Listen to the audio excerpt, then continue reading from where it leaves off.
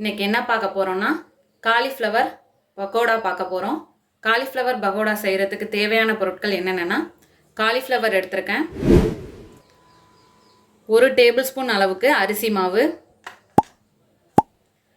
3 table spoon அளவு கடலை மாவு, 1 டேபிள் ஸ்பூன் அளவு சோள மாவு, 2 டீஸ்பூன் தனி மிளகாய்த்தூள்,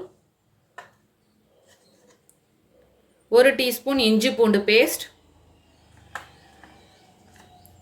1 டீஸ்பூன் கரம் மசாலா, உப்பு தேவையான அளவு, எண்ணெய் பொரிக்க தேவையான அளவு. இப்போ செய்ய ஸ்டார்ட் பண்ணலாம். இது போல் கொதி வர்ற ஸ்டேஜில் கொஞ்சமாக உப்பு. இப்போ ஸ்டவ்வை ஆஃப் பண்ணிடலாம். இதில் நம்ம சின்ன சின்னதாக கட் பண்ணி வச்சுருக்க காலிஃப்ளவரை 2 நிமிஷம் போட்டுட்டு வாஷ் பண்ணி எடுத்துகிட்டு வந்துடுவோம். அதில் உள்ள சின்ன சின்ன அழுக்கெல்லாம் போகிறதுக்காக தான். இப்போது வாஷ் பண்ணி எடுத்துகிட்டு வந்தாச்சு. 2 நிமிஷம் ஆன பிறகு வாஷ் பண்ணி எடுத்துகிட்டு வந்தாச்சு. ஒரு மிக்சிங் பவுல் எடுத்துக்கோங்க. அரிசி மாவு, கடலை மாவு, சோள மாவு, கரம் மசாலா, தனி மிளகாய்த்தூள், இஞ்சி பூண்டு பேஸ்ட்.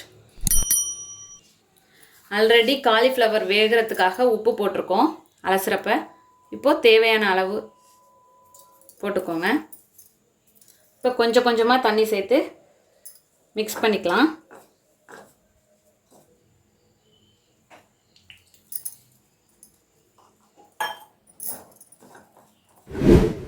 இப்போ இந்த மாதிரி கலந்தாச்சு.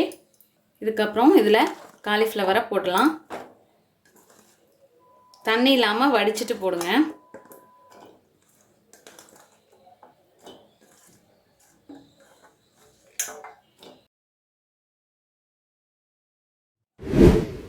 இப்போ எல்லாத்தையும் சேர்த்து கலந்தாச்சு. அடுத்து பொரிச்சு எடுத்துடலாம். இதில் பொரிக்க தேவையான அளவு எண்ணெய் சேர்த்துப்போம். இப்போ எண்ணெய் நல்லா ஹீட் ஆயிடுச்சு. காலிஃப்ளவரை ஒன்று ஒன்றா தனித்தனியாக போடலாம். அதான் ஒட்டாமல் வரும். மீடியம் ஃப்ளேம்லேயே வச்சுக்கோங்க. கொஞ்சம் அப்படியே வேகட்டும். அதுக்குள்ளே பரட்டி விட்டுறாதீங்க. கொஞ்சம் ஒரு நிமிஷமாவது அது போட்டதோட வேகணும். அப்புறம் தான் திருப்பி விடணும். இப்போது 1 நிமிஷம் ஆயிடுச்சு. இப்போ பரட்டி விடலாம். இப்போ பாருங்கள், எல்லா சைடும் அது ஒட்டி வந்திருக்கும் பாருங்கள். இப்போ நல்லா வேகட்டும். இப்போ இந்த சொரப்பு, இந்த சவுண்டு இதெல்லாம் அடங்கின பிறகு எடுத்துடலாம். எண்ணெய் பொரிஞ்சு இந்த பபிள்ஸ்லாம் குறைஞ்சிரும். அப்போ எடுத்துடலாம். பரட்டி பரட்டி விட்டு எல்லா சைடும் ஒத்தாப்பில் வேகிற மாதிரி பார்த்துக்கோங்க. இப்போ எல்லா சைடும் பொரிஞ்சிடுச்சு. இதை அரிச்சு எடுத்துடலாம்.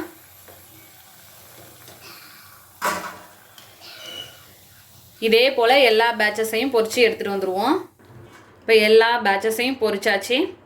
நம்மளோட அருமையான அற்புதமான காலிஃப்ளவர் பகோடா தயாராகிடுச்சு.